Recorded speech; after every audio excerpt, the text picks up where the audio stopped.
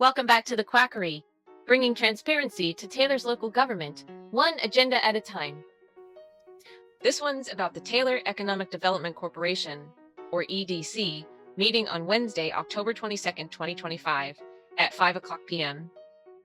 It takes place at 111 3rd Street, Suite 100. If you've never looked at an EDC agenda before, here's the thing. They don't post the full packet. That means no background reports, no presentations, no financial attachments, just a list of item titles. So unless you're in the room, it's tough to know what each vote is really about.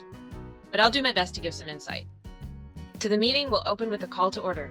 That's the official start, where they confirm a quorum and get things rolling.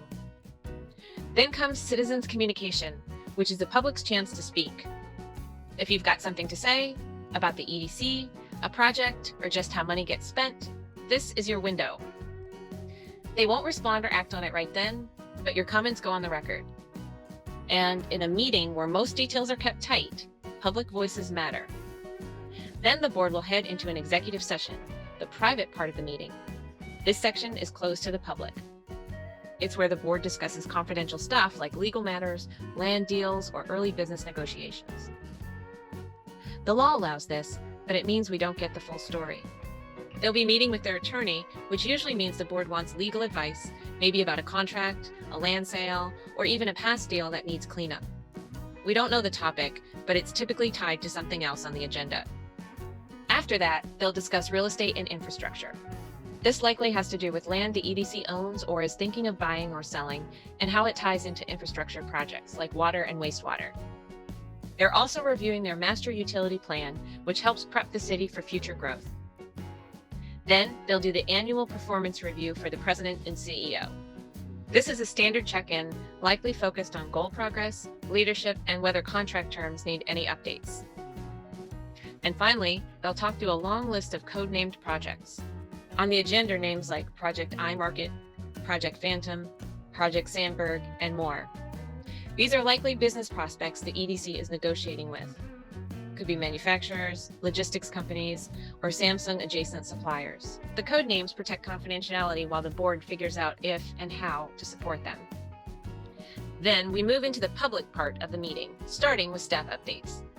First up, the EDC team will give a general report. They'll share what they've been working on, including attracting new businesses, keeping existing ones stable, and reviewing their long-term strategy.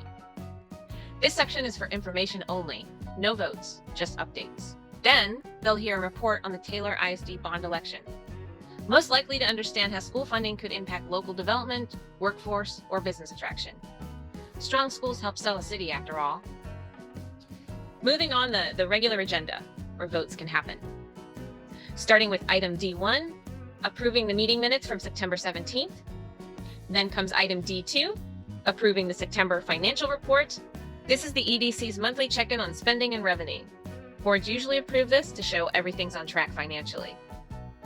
Item D3, city funding request for engineering services, involves the City of Taylor asking the EDC to help pay for engineering work. This is probably related to land or infrastructure planning, like water lines, roads, or drainage, tied to upcoming business projects. Then we've got item D4, expanding the city's water and wastewater master plan. This plan maps out where utilities need to go to support future growth. The board might be adjusting the plan to make room for upcoming projects, especially if they're courting large employers. Next, item D5, recommendations for board appointments. Basically, picking or reappointing who gets to serve on the EDC. It's not flashy, but it shapes how the board makes decisions going forward. Now we're at item D6, a memorandum of understanding with Q Branch. This is a non-binding agreement that outlines an intention to work together on something. Just speculation, but this could be a tech company, a consultant, or a partner group. It's usually the first formal step toward a bigger deal, like a performance agreement down the line.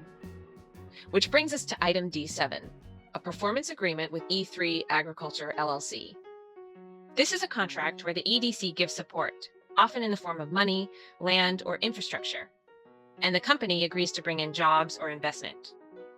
E3 is known for sustainable ag and hemp. If that's the case here, this could bring ag tech jobs or innovation to Taylor's economy.